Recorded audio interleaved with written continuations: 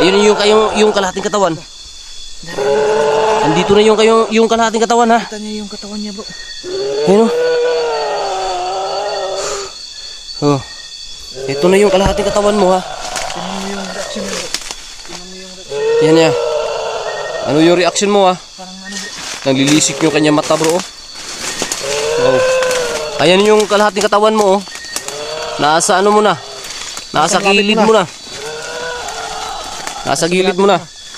Dito natin makikita, bro. Dito natin makikita to. Saksihan niyo guys kung lalapitan mo Kung ano yung gagawin. Sige. dudugtong niyo. Kailangan natin makita kung paano dudugtong itong manananggal na to.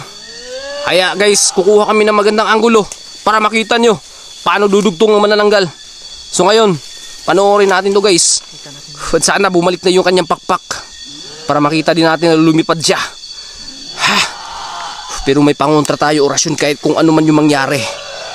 Kahit na sobrang pagod na namin guys, hindi kami magpapahalata sa manananggal na to na napapagod na kami. Dahil baka malaman niya yung kahinaan namin ngayon. Dahil sobrang pagod na kami guys. 2 araw na kami dito. 2 araw na kami dito. 2 gabi. Pangalawang gabi na natin to ngayon dito, bro, di ba? Kaya nga, bro. So ngayon guys, Kaya bro, yung magandang tulog talaga. yan, bro. Ayan guys. Ano to, bro? Ano yan?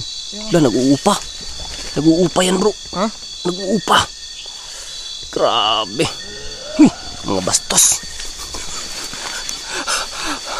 Yan guys, yung manananggal guys. Kita nyo. Sige. Anuin mo yan.